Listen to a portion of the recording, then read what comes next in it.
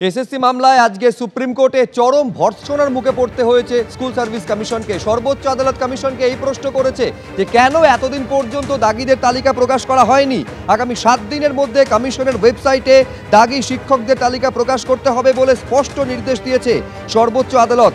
পাশাপাশি সর্বোচ্চ আদালতের মহামান্য বিচারপতি সঞ্জয় কুমার এই প্রশ্নও করেছেন যে দাগি প্রার্থীদের জন্য কেন হাইকোর্টে গেছেন, কোনো যুক্তি এর জন্য যথেষ্ট নয়। আজকে ঠিক সুপ্রিম কোর্টে হলো কি, কেন অস্বস্তি বহু গুণ বেড়ে গেল আজকে কমিশনের সর্বোচ্চ আদালতে, কি হলো আজ সেখানে জানবো। সরাসরি কথা বলবো, বিজেন্দ্র সিংহ আমাদের প্রতিনিধি রয়েছে নয়াদিল্লি থেকে।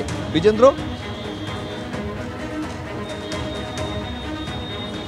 সুব্রজিৎ, আজকে দুটো কেস ছিল সুপ্রিম কোর্টে এসএসসি যে রিক্রুটমেন্ট চলছে সেটা নিয়ে। প্রথমত মেনশনিং ছিল 10:30টার সময় জাস্টিস সঞ্জয় কুমারের বেঞ্চে, যেখানে যখন মেনশনিং হয় তখন এই প্রশ্নটাই প্রথমে ওঠে কি কিছু দাগি ক্যান্ডিডেটদেরকেও পরীক্ষাতে বসার সুযোগ করে দেওয়া হচ্ছে, এবং সেটাতেই কার্যত ভর্ৎসনার মুখে পড়তে হলো এসএসসিকে। যখন আমরা দেখলাম সুপ্রিম কোর্ট থেকে বারবার প্রশ্ন করা হচ্ছিল কি কেন এটা করা হচ্ছে, যখন তারা অর্ডারেই দিয়েছিলেন কি টেন্টেড ক্যান্ডিডেটরা বসবেন না, সেক্ষেত্রে টেন্টেডরা কীভাবে পরীক্ষায় বসছেন, এইখানে কি কোনো মন্ত্রীর নির্দেশ আসছে কি কিছু ক্যান্ডিডেটকে বসাতে হবে পরীক্ষায়, এই প্রশ্ন করেন সুপ্রিম কোর্টের বিচারপতিরা আজকে এসএসসির জন্যে।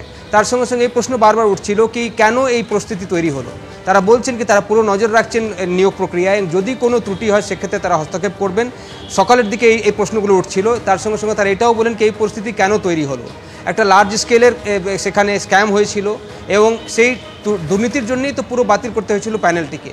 সেক্ষেত্রে আবার করে একই পদ্ধতি কেন করা হচ্ছে, এই প্রশ্ন করা হয় রাজ্য সরকারের আইনজীবীকে। এবং পরে দেখলাম আমরা এসএসসি রাজ্য সরকার এবং বোর্ডকেই রেসপন্সিবল করে আজকে সুপ্রিম কোর্ট। তারা বলেন কি তারাই দায়ী কি আজকে হাজার হাজার শিক্ষক রাস্তায় রয়েছেন, তাদের ফিউচার ইনসিকিউর রয়েছে, আনসেফ রয়েছে। সেক্ষেত্রে তার জন্য দায়ী হলেন এই এসএসসি, রাজ্য সরকার এবং বোর্ড।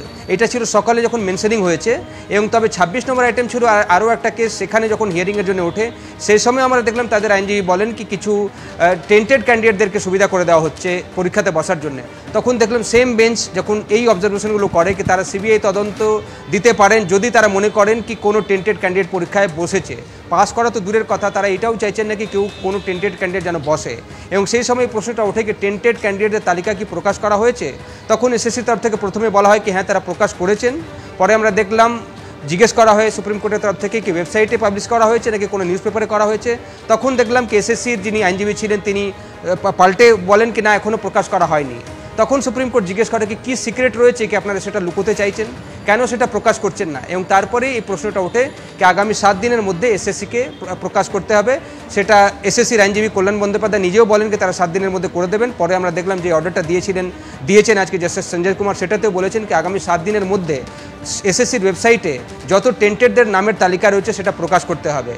সুব্রজিৎ, এটা মনে রাখতে হবে কি প্রথমেই যখন এই মামলাটি সুপ্রিম কোর্টে এসেছিল ডিভিশন বেঞ্চে অর্ডারের পর জাস্টিস চন্দ্রচূড় শুনেছিলেন চিফ জাস্টিসের বেঞ্চে, তখনও কিন্তু এটাই সবথেকে বড় প্রশ্ন ছিল কি সেগ্রিগেশন কি সম্ভব টেন্টেড এবং নন টেন্টেডদের। পরে আমরা দেখলাম জাস্টিস খান্নার বেঞ্চে যখন হিয়ারিং হয় সেখানে এই প্রশ্নটাই বারবার উঠে আসছিল কি নন টেন্টেড এবং টেন্টেডকে যদি সেগ্রিগেট করা যায় তারা যারা নন টেন্টেড রয়েছেন, যারা স্বচ্ছ রয়েছেন, যারা যোগ্য রয়েছেন তাদের চাকরি থাকবে এবং যারা অযোগ্য রয়েছেন তাদের চাকরি বাদ যাবে। কিন্তু এইটার কোনো সুরাহা পাওয়া যায়নি, যার ফলে সব ক্যান্ডিডেটদেরই চাকরি ক্যান্সেল করে দিয়েছিল, পুরো প্যানেলকেই বাতিল করেছিল সুপ্রিম কোর্ট। কিন্তু আজকে যখন নিয়োগ প্রক্রিয়া স্টার্ট হয়েছে, আগামী 7 তারিখ এবং 14 তারিখ পরীক্ষা রয়েছে, তখনও কিন্তু একই প্রশ্ন সুপ্রিম কোর্টে আজকে এসছে কি টেন্টেডদের তালিকা কেন প্রকাশ করা হচ্ছে না। হিয়ারিং চলাকালীন বারবার এসএসসি তরফ থেকে এই প্রশ্ন বারবার বলা হচ্ছিল কি তারা যারা টেন্টেড নন তাদেরকে পরীক্ষাতে বসার সুযোগ দিচ্ছেন। কিন্তু সুপ্রিম কোর্ট জানতে চায় কি টেন্টেডদের তালিকা কেন প্রকাশ করা হলো না। অর্ডারের মধ্যে তো এটা বলা হয়েছিল না কি টেন্টেডদের তালিকা প্রকাশ করা হবে এবং টেন্টেডদের থেকে যা তারা গত 4 বছরে স্যালারি পেয়েছেন সেটা ফেরত নেবে। সেটাতে রাজ্য সরকার কী করেছে বা এসএসসি কী করেছে বা বোর্ড কী করেছে সেটা আজকে সুপ্রিম কোর্ট জানতে চাইছিল বারবার। এবং তখনই আমরা দেখলাম কার্যত সরি বলতে হলো এসএসসির আইনজীবীকে। তিনি বলেন কি তিনি ক্ষমা চাইছেন এবং তারা আগামী 7 দিনের মধ্যেই এই তালিকা প্রকাশ করবেন টেন্টেডদের। এবং তবে পরীক্ষা যেটা আরও একটা মামলা প্রেয়ার ছিল সুপ্রিম কোর্টের কাছে সুব্রজিৎ, সেটা ছিল কি পরীক্ষা পোস্টপোন করে দেওয়া হোক, যেহেতু টিচাররা পরীক্ষা নিচ্ছেন তারা কি করে পরীক্ষা দেবেন 7 তারিখ 14 তারিখ, সেটাতে হস্তক্ষেপ করেনি সুপ্রিম কোর্ট। তারা বলেছেন ক্লাস 9-10-এর যে পরীক্ষা রয়েছে আগামী 7 তারিখ সেপ্টেম্বরে সেটা হবে এবং আগামী 14 তারিখ যে পরীক্ষা রয়েছে ক্লাস 11 এবং 12-এর টিচারদের জন্য সেটাও পরীক্ষা নিয়ম মোতাবেক হবে। কিন্তু যদি কোনো জায়গায় দেখা যায় কি একজনও টেন্টেড ক্যান্ডিডেট পরীক্ষা দিয়েছেন সেক্ষেত্রে সিবিআইকে আনা হবে। সেটা আজকে চরম হুঁশিয়ারি সুপ্রিম কোর্ট দিয়েছে। যদি কোনো তারা দেখতে পারেন তাদের কাছে রেকর্ডসে আসে কি কোনো একজন টেন্টেড ক্যান্ডিডেট পরীক্ষায় বসতে সফল হয়েছিলেন সেক্ষেত্রে সিবিআইকে দিয়ে তারা তদন্ত করাবেন এবং সেই টেন্টেড ক্যান্ডিডেটগুলোকে তারা বের করবেন। একেবারে চরম সতর্কবার্তা সর্বোচ্চ আদালতের তরফে দেওয়া হয়েছে যে একজনও যদি দাগি কেউ পরীক্ষার্থী এই পরীক্ষায় নতুন নিয়োগ প্রক্রিয়ায় অংশ নেয় তাহলে সেক্ষেত্রে সিবিআই তদন্তের নির্দেশ আবার দেবে সর্বোচ্চ আদালত। এর আগে আপনাদের মনে থাকবে সর্বোচ্চ আদালত এই কথা বলেছিল যে কমিশন এবং রাজ্য তারা নিজেদের লোক ঢোকাতে চাইছে এবং আজকে সর্বোচ্চ আদালত এই মন্তব্য করছে 7 দিনের মধ্যে দাগিদের তালিকা প্রকাশ্যে আনতে হবে। একজনও যদি কেউ দাগি পরীক্ষার্থীর সুযোগ পান তাহলে তার ফল কিন্তু কমিশনকে ভুগতে হবে। আইনজীবী ফিরদৌস শামীম কি বলছেন একবার দেখুন। আজকে মহামান্য সুপ্রিম কোর্ট একদম নির্দিষ্টভাবে ক্যাটাগরিক্যালি বলেছেন যে এই টেন্টেড লিস্ট 7 দিনের মধ্যে West Bengal central school service কমিশনের ওয়েবসাইটে প্রকাশ করতে হবে। তারা এখনো পর্যন্ত প্রকাশ করেনি একটাই কারণে, তারা আসলে এই টেন্টেড ক্যান্ডিডেটদের কোনোভাবে সাপোর্ট দেওয়ার চেষ্টা করছে, পরীক্ষায় বসানোর চেষ্টা করেছে। কি ইন্টারেস্ট রয়েছে এই West Bengal central school service কমিশনের যে তাদের লিস্ট না প্রকাশ করার জন্য কি ইন্টারেস্ট রয়েছে? রাজ্য সরকারের বা কি ইন্টারেস্ট রয়েছে? সুপ্রিম কোর্ট নির্দেশ দিয়েছেন, কলকাতা হাইকোর্ট প্রথমে নির্দেশ দিয়েছিলেন, তারপরে সুপ্রিম কোর্ট, যে তোমরা এদের কাছ থেকে যারা টেন্টেড ক্যান্ডিডেট তাদের কাছ থেকে মাইনের টাকা ফেরত নেবে উইথ ইন্টারেস্ট। এখনো পর্যন্ত সেই লিস্টটা প্রকাশ করা হলো না, তাদের কাছ থেকে টাকা ফেরতের কোনো প্রকার বন্দোবস্ত করা হলো না। কেন? আসলে এদের কাছ থেকে ঘুর পথে তো টাকা নিয়েছেন শাসক দলের নেতা নেত্রীরা, সেই জন্য এদের লিস্টও প্রকাশ করব না এবং এদের কাছ থেকে টাকা ফেরতও নেব না। আদালতের নির্দেশ রয়েছে লিস্টও প্রকাশ করতে হবে এবং এই টাকা ফেরতও নিতে হবে।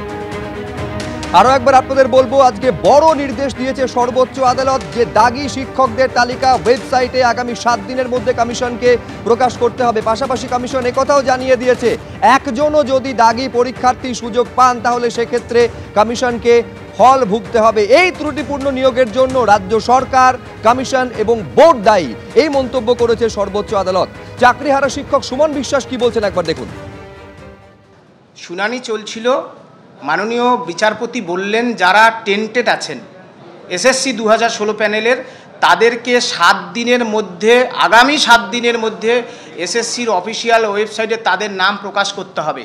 আমরা এই দাবি দীর্ঘদিন ধরে করেছি, পাশাপাশি বলেছি যারা আনটেন্টেড, যারা সাদা খাতা দেয়নি, যারা ঘুষ দেয়নি, যারা নিজের মেধায় জোরে পরীক্ষা দিয়ে প্রমাণ দিয়ে চাকরি পেয়েছেন, 7 বছর শিক্ষকতা করেছেন, তাদের তালিকাও এসএসসির অফিসিয়াল ওয়েবসাইটে প্রকাশ করুন এবং সার্টিফাই করে সুপ্রিম কোর্টে যান। এই দাবি আমাদের দীর্ঘদিনের। এসএসসির মাননীয় চেয়ারম্যান সিদ্ধার্থ মজুমদার মহাশয় আইএ ফাইল করে সুপ্রিম কোর্টে জানিয়েছে যে 15,800 জন যারা আনটেন্টেড।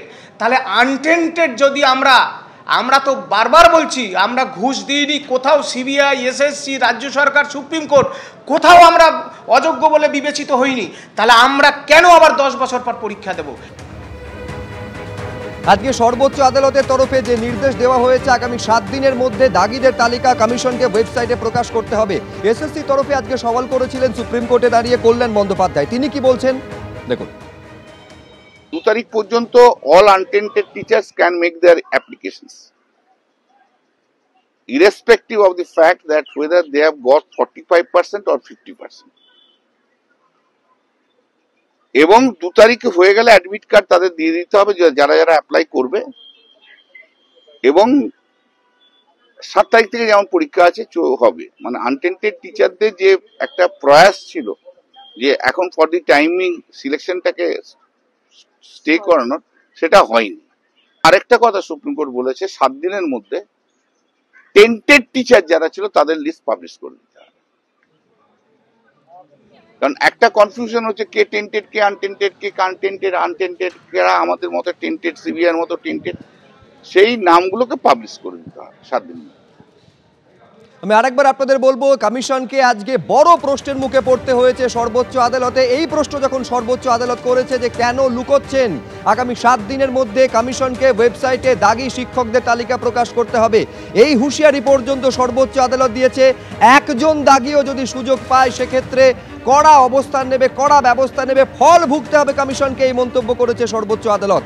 বিজেপির তরফে কি প্রতিক্রিয়া, বিজেপি রাজ্য সভাপতি শ্রমিক ভট্টাচার্য কি বলছেন একবার দেখুন।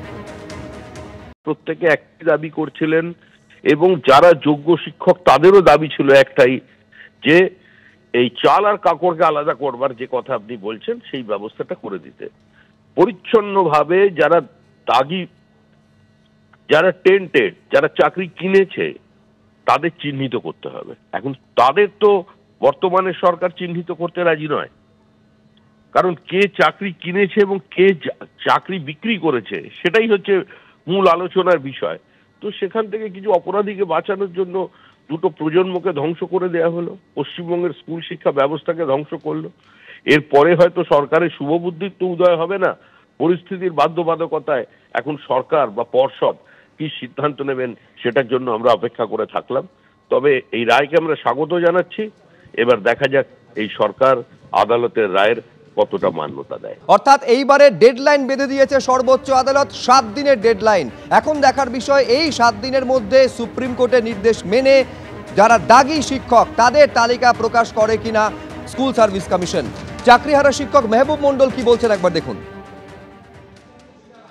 বিচারপতির এই মন্তব্য যে তাদেরকে 7 দিনের মধ্যে লিস্ট পাবলিশ করতে হবে যারা টেন্টেড ক্যান্ডিডেট, এই দাবিটা তো আমাদের আজকের নয়, এই দাবিটা তো আমরা প্রথম থেকেই বলে আসছি যে টেন্টেড এবং আনটেন্টেডদের লিস্ট সেটা আপনি পাবলিশ করুন।